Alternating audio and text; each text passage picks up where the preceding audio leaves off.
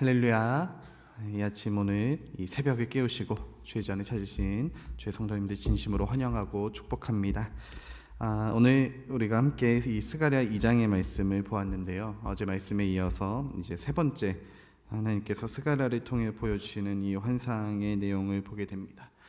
측량줄을 손에 들고 이제 예루살렘을 측량하는 일을 발견한 이 스가랴의 환상을 통하여서 다시금 새롭게 시작하는 이 이스라엘 백성들, 이 포로기한을 시작하며 새로운 시작을 내딛는 이 이스라엘 백성들에게 또 소망의 말씀을 전하는 이 하나님의 음성이 오늘 우리의 삶에도 다시금 새로운 소망과 또 힘이 되어서 승리의 길을 향해 나아가는 은혜가 이 아침에 있기를 주의 이름으로 축복합니다.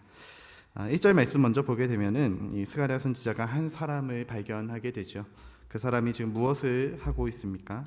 이제 손에 측량줄을 잡고 있죠. 그리고 스가랴가 묻습니다. 도대체 지금 어디로 가고 있습니까? 그러니까 이 사람이 대답하기를 예루살렘을 측량하러 간다라고 답을 하죠. 3절 말씀 보게 되면 이제 그 천사가 가게 되고 다른 천사가 나와서 측량줄을 들고 갔던 이 천사를 맞이하고 있는 모습이 보여지게 됩니다. 그리고 이제 다른 천사에게, 새로 나온 천사에게 이렇게 4절 말씀에 이렇게 이야기를 하고 있습니다. 너는 달려가서 그 소년에게 말하여 이르기를. 이제 여기서 말하는 그 소년은 스가랴 선지자를 의미하고 있습니다. 그러니까 측량줄을 들고 가던 천사가 다른 천사에게 그 소년에 가서 이렇게 이야기하라라고 말하고 있는데요.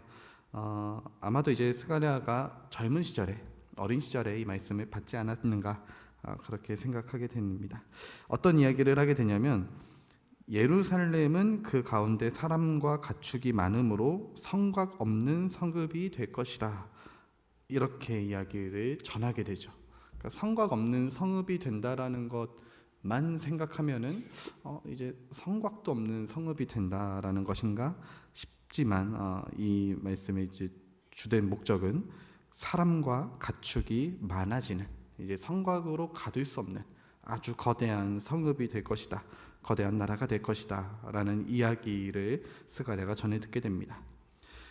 그래서 이제 측량줄을 들고 가던 이 천사는 도대체 그럼 어떤 사람인가, 어떤 존재인가, 많은 성서학자들이 추측하기를 아마도 이 성자 하나님, 예수 그리스도 메시아이지 않겠는가라고 추측을 하게 됩니다. 그래서 하나님께서 이 메시아이신 예수 그리스도를 먼저 예루살렘으로 보내시고 이스라엘 백성들, 이 예루살렘들, 포로 귀환하는 이들을 내가 회복시키겠다 선포하는 예언의 메시지가 이 스가랴를 통해서 전해지게 되는 것이죠.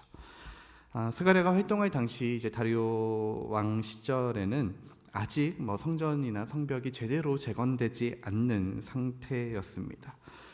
포로 귀환은 시작됐으나 여전히 많은 백성들이 돌아오지는 않은 적은 소수의 인원만 이 예루살렘으로 돌아오게 되었을 뿐 아니라 당시 이제 예루살렘 이스라엘 백성들이 생각하던 이 나라의 회복, 어떤 나라의 강대함이 다윗이나 솔로몬 때와 비교했을 때는 너무나 초라한 모습이었기 때문에 여전히 예루살렘은 황폐한 땅이었고 여전히 초라한 곳이었습니다.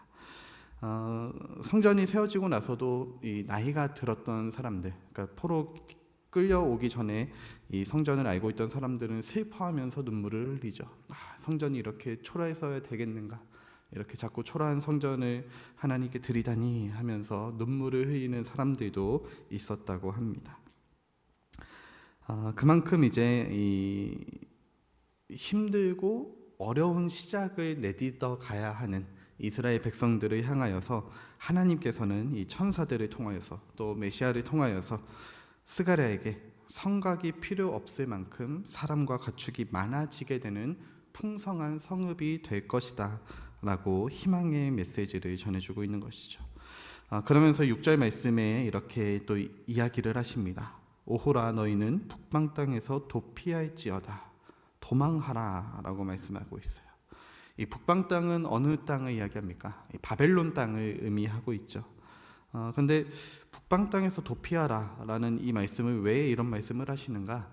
이 당시 포로로 끌려갔던 이스라엘 백성들이 70년이라는 세월을 보내면서 이 바벨론 땅에 아주 자연스럽게 정착하게 되고 그곳에 적을 두게 됩니다. 이제 자리를 틀어 앉고 이제 자리 잡은 사람들이 많아진 것이죠. 나름 어떤 바벨론 사람들 혹은 같이 포로로 끌려왔던 다른 소수 민족들과 커뮤니티도 이루게 되고 또 적당히 먹고 살만해지게 되고, 사실 70년이면 적은 세월은 아니죠. 저희 부모님도 이제 강원도 속초에 오신 지 지금 한 30년 정도 되셨는데 이제는 속초가 아닌 다른 곳에서 살기에는 조금 힘드실 정도로 다른 곳으로 이사갈 생각을 전혀 안 하시고 그렇게 이제 그곳에서 살고 계시는데, 70년이라는 세월 정도면은 다른 곳으로 가기가 쉽지는 않을 것입니다. 굳이 이제 심지어 또 당시 예루살렘은 여전히 황폐한 땅이었고, 쉽게 말해 개척지로 다시 가서 그곳에서 도시를 세워야 하는 고생길이 훤한 곳인데 굳이 유다 땅으로 예루살렘으로 돌아갈 필요가 있겠는가 생각하는 사람들이 많아지게 됩니다. 새롭게 시작해야 하는 땅이었기 때문에 이 포로 기한은 시작되었으나 여전히 많은 백성들이 돌아온 것은 아니었다는 것이죠. 이에 대해서 하나님께서는 그들에게, 이 흩어져 있는 이스라엘 백성들에게, 아직 돌아오지 않고 있는 그들을 향하여서 도망치라, 도피하라, 돌아오라 이렇게 말씀하고 있습니다. 왜냐하면 그 북방 땅은, 바벨론 땅은, 그들이 이제 포로로 끌려간 그곳은 벌 받는 곳이기 때문입니다. 하나님의 심판의 장소이자 형벌의 장소죠. 결코 하나님의 약속의 땅도 아닐 뿐더러 하나님의 뜻도 더 이상 그곳에는 있지 않기 때문입니다. 하나님은 약속한 형벌의 시간을 다 채우셨고 이제는 용서하겠다, 이제 돌아오라 라고 말씀하시는 건데, 이제 더군다나 피하라는 이런 표현을 반복해서 쓰는 이유가 있습니다. 그것이 무엇이냐면 그 북방 땅에 하나님의 심판이, 새로운 또 심판이 임할 것이기 때문이에요. 이제 바벨론은 메데바사에 의해서 멸망했죠. 지금 이제 다리오 왕 시대이기 때문에 메데바사가 이제 자리를 잡고 있던 시대였습니다. 그런데 이제 역사 기록에 따르면은 바벨론의 잔존 세력들이 이곳에서 2차례 정도 반란을 일으켰다라고 합니다. 그리고 이 반란으로 인해서 바벨론의 포로였던 이스라엘 백성들, 이스라엘 백성들뿐만 아니라 함께 포로로 끌려왔던 다른 소수 민족들이 그들의 상당수가 바벨론의 잔당들로 오해받게 되었고, 그리고 그들이 굉장히 큰 피해를 입게 되었다고 역사적 기록에도 남아 있다고 합니다. 이 사건만 보더라도 이 하나님의 부르심에 따라 사는 삶이 얼마나 중요한가 또 새삼 느끼게 되는 것이죠. 결코 물질적인 풍요함이 우리의 삶의 만족이, 우리가 편하게 산다라는 것이 삶의 기준이 되어서는 안 된다는 사실을 다시 한번 생각해 보게 됩니다. 바벨론 땅에 남아있는 것이 아마 그들에게는 더 편했을 겁니다. 적응도 다 되었으니 말이죠. 그러나 그 땅은 우상 숭배가 만연한 곳이었으며, 더 중요한 것은 이제 더 이상 하나님의 목적과 계획이 그곳에 남아있지 않는 땅이라는 사실입니다. 이 하나님의 부르심이 있는 곳을 향해 나아가는 삶이 신앙인에게는 가장 중요한 길이며 또 그곳이 살 길이라는 것을 우리는 기억해야 합니다. 예레미야 시대 때에는 포로로 끌려가는 것이 살 길이었죠. 포로로 끌려가야 그곳에 하나님의 뜻이 있었고 하나님의 목적과 계획이 있었습니다. 그런데 세상적인 관점으로 봤을 때는 포로로 가야 된다라고 주장하는 예레미야는 매국노였고, 인간적으로 생각했을 때 전혀 상식적이지 않은 이야기를 하는 것처럼 보여졌습니다. 그러나 하나님의 계획이 그곳에 있었기 때문에 포로로 끌려가는 것이 살 길이었죠. 지금 오늘 말씀에 나오는 상황도 마찬가지입니다. 황폐한 이스라엘로, 예루살렘으로 돌아오라고 말씀하시는 이 하나님의 음성 앞에 그것이 인간적으로 봤을 때는 고생하는 길 같고 별로 이제 소망도 없고 가능성도 없어 보이는 고생의 길 같으나, 하나님의 뜻이 그곳에 있다면 그곳이 유일한 살 길이라는 것입니다. 그렇다면 우리의 살 길은 어디에 있을까요? 이 시대에 우리가 성도로 살아가는 우리의 살 길은 과연 어디에 있는가? 교회 근처로 이사 오면 우리가 잘 사는 것일까요? 물론 이제 교회가 가까우면 너무나 좋겠죠. 이렇게 새벽 기도도 편하게 나오실 수 있고, 또 멀리서 사시는 분들이 나오고 싶어도 온라인으로밖에 드릴 수 없는 그런 상황이 있지만, 뭐 그렇다고 교회에 가까이 와야만 살 길이 있다라는 것은 아닙니다. 그렇게 하면 좋지만 오늘 말씀을 통해서 하나님께서는 우리에게 어떻게 해야 우리가 살 수 있는지, 살아갈 수 있는지, 하나님의 계획 안에 살아낼 수 있는지를 말씀해 주고 있는데요. 11절 말씀 보게 되면은 이렇게 기록하고 있습니다. 그날에 많은 나라가 여호와께 속하여 내 백성이 될 것이요 나는 내 가운데에 머물리라. 내가 만군의 여호와께서 나를 내게 보내신 줄 알리라. 이렇게 말씀하고 있습니다. 여기서 나는 누구인가? 예수 그리스도를 의미하고 있어요. 측량줄을 들고 왔던 이 천사 예수 그리스도를 의미합니다. 그날에 하나님께서 예수를, 메시아를 이 이스라엘 백성 가운데 보내주시겠다라고 약속하신 것이죠. 맨 처음에 이제 새벽기도 시작하면서 기원기도를 올리면서 마태복음 1장 23절 말씀을 읽었었는데요. 보라 처녀가 잉태할 아들을 낳을 것이요 그 이름을 임마누엘이라 하리라 하셨으니 이를 번역한즉 하나님이 우리와 함께 계시다 함이라. 임마누엘의 하나님, 우리와 함께 하시며 동행하시는 하나님과 살아가는 것이 단순히 뭐 포로로 끌려가는 것이 아니면은 포로에서 예루살렘으로 돌아오는 것이 살 길에 있는 것이 아니라 임마누엘의 하나님과 함께하는 그 모든 순간이 우리에겐 살 길이라는 사실을 우리는 기억해야 됩니다. 때로는 그 길이 아골골짝 같은 아주 힘들고 고된 길일 수도 있습니다. 때로는 광야 같은 인생일 수도 있겠죠. 반면 어떨 때는 시냇가에 심겨진 나무와 같이 풍성하고 풍요롭고 전혀 부족함 없는 인생을 살아갈 때도 있을 것입니다. 인생이 잘 풀릴 때에도, 때로는 괴로운 일이 있을 때에도 우리의 살 길은 어디에 있는가? 하나님과 동행함에 있다는 사실을 이 아침 다시 한번 기억하는 은혜의 시간이 되기를 바랍니다. 제가 좋아하는 미국 드라마 중에 굿플레이스라는 작품이 있습니다.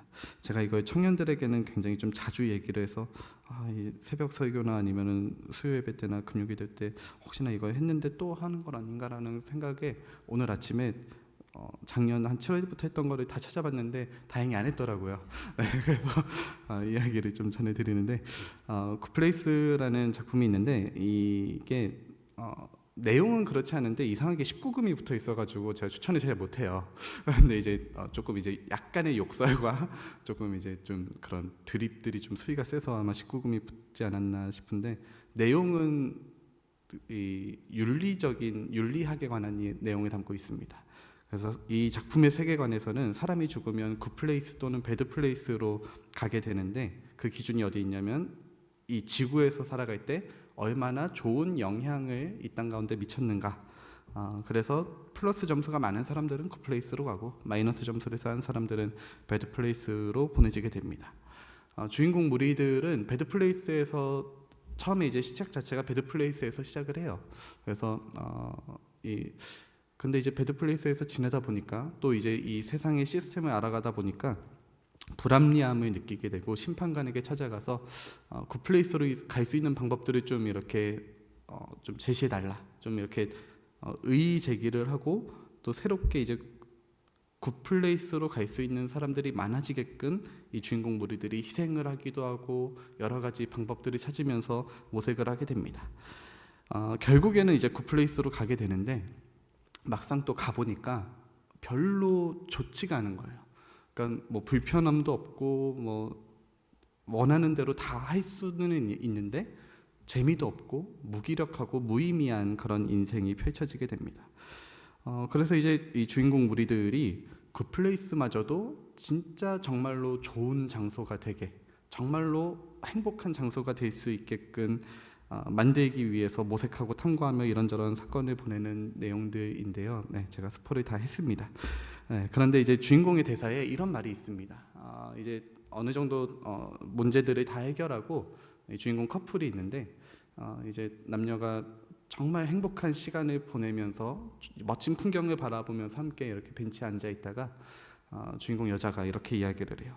나 이제 진짜 굿플레이스가 어디 있는지 알았어. 이미 굿플레이스 있지만 진짜 리얼 굿플레이스가 어디 있는지 알았어, 깨달았어 라면서 남자 주인공에게 이렇게 이야기를 합니다. 그곳이 어디냐면 너랑 함께 있는 지금이야 라고 이야기를 합니다. 그래서 그 이제 주인공 커플이 정말 배드 플레이스에서 고생했던 그런 장면들 이렇게 샥 넘어가면서 너랑 함께 있던 그 모든 순간이 나에게는 굿 플레이스였어 라고 이렇게 이야기를 합니다. 우리 인생이 진짜 복된 인생을 향해 나아가는 그 길은 과연 어디에 있는가? 진짜 하나님의 나라를 살아가는 그 과정, 그 길은 과연 어디에 있는가? 하나님과 함께하는 지금이 우리 인생의 가장 좋은 장소이며 가장 좋은 복된 순간임을 깨닫는 은혜가 이 아침에 있으시기를 간절히 바랍니다. 우리가 아무리 천만금을 얻더라도 하나님과 함께하지 않는다면 그곳은 천국이 아니라 지옥일 것입니다. 광야의 길을 걷는다 할지라도 그곳에 하나님의 구름 기둥과 불 기둥이 있기 때문에 우리는 천국을 살아갈 수 있을 것입니다. 매일같이 먹는 만나가 너무나 지겨워서 더 이상 이거 도저히 먹을 수가 없습니다. 지겨워서 도대체 먹을 수가 없습니다라는 불평이 생기더라도 그곳이 하나님과 함께하는 곳이라면 그곳은 천국일 것입니다. 임마누엘의 이 하나님, 우리 행신 임마누엘 교회는 과연 어떤 곳입니까? 우리 교회는 천국이 맞습니까? 여러분이 살아가는 가정은 어떤 곳입니까? 여러분의 가정에는 하나님이 함께하고 계십니까? 여러분의 삶의 터전의 자리는 어떻습니까? 그곳에 하나님과 동행하는 하나님의 임재가 느껴지고 있으십니까? 우리 교회가 저는 개인적으로 제가 온 지 한 1년 반 정도 이제 좀 지나가고 있는데 이제 와서 조금 아부를 하자면은 네, 처음 이제 면접을 보러 이 교회에 딱 왔을 때 느꼈던 제 첫인상은 감히 제가 이제 판단하거나 이렇게 분석할 수는 없겠지만 그냥 느껴지는 이 감동은 우리 담임 목사님은 정말 하나님과 함께 하시는 분이구나라는 걸 이제 첫 면접 때 확 느꼈어요. 그래서 너무 제가 이제 사실 여러분들은 모르시겠지만 제가 면접 보러 왔을 때 머리 막 이렇게 길고 좀 세상에 반환하는 모습으로 이렇게 왔었는데 담임 목사님 만나고 면접 이야기를 나누고 하면서 정말 하나님이 나를 이곳에 보내셨구나라는 확신을 느끼게 됐고 또 이제 처음 이제 몰래 이제 새벽에 와서 이렇게 새벽 기도를 드리는데 이 교회 안에 또 이제 모든 공간 안에 하나님이 정말 이곳에 함께하고 계시는구나라는 그 감동이 매일같이 느껴졌습니다. 그래서 너무나 감사하는 마음에 이제 사역을 시작하게 되었어요. 지금도 마찬가지입니다. 하나님의 임재, 하나님의 일하심, 하나님의 동행하심이 우리 행신 임마누엘 교회의 이름에 걸맞게 임마누엘의 하나님이 여전히 우리와 함께하고 계시는구나 매일같이 느끼며 그렇게 사역을 하고 있습니다. 우리의 모든 행사들, 어떤 교회 계획들, 우리가 하는 모든 예배와 기도의 모든 모임들 속에 하나님이 언제나 함께하고 계십니다. 우리가 이제 이번 주일도 그렇고 또 앞으로 5월 18일, 19일에 있을 바자회도 있고 또 7월 5일 12시간 연속 기도회도 있고 하는 모든 사역들, 모든 행사들, 어떤 진행하는 모든 과정들을 통해서 하나님이 우리에게 보여주시고자 하는 것이 무엇이냐면 내가 지금 너와 함께하고 있다. 내가 지금 이 행신 임마누엘 교회에 늘 함께하고 있다라는 것을 우리에게 보여주시는 것만 같습니다. 때로는 그 길이 조금 힘들 수 있어요. 마치 포로 기한에서 다시 성전을 쌓아가는 것과 같은 이스라엘 백성들의 수고로움처럼 조금 고생스러울 수는 있습니다. 우리가 코로나 시기를 보내고 무너졌던 예배들을 다시금 회복시키면서 작년부터 일부 예배 또 금요기도에 이렇게 시작하면서 몸은 조금 피곤할 수 있어요. 조금 피곤하고 조금 이렇게 불편할 수는 있습니다. 그러나 그 불편함이 있다고 하더라도 하나님과 함께하는 그 모든 예배의 시간, 바자회 또는 행사의 모든 시간들은 하나님과 함께하기 때문에 그곳이 살 길이고 우리의 천국이 되는 줄을 믿습니다. 우리가 함께 사역, 교회에서 함께 주의 일을 같이 감당해 나가면서 또 함께 모든 예배를 드리면서 모든 모임 가운데 함께하면서 그 하나님의 임재하심을, 하나님의 동행하심을 더욱 깊이 느낄 수 있는 이 아침이 되기를 간절히 바랍니다. 여러분의 가정에도 또 여러분의 직장의 삶의 모든 자리에도 때로는 힘든 일도 있고 불평이 생길 일도 있겠지만 그러나 하나님이 함께 하시기에 정말로 굿 플레이스가 되는, 정말로 천국이 되어질 수 있는 그런 복된 인생이 되길 주님의 이름으로 축복합니다. 함께 기도하도록 하겠습니다.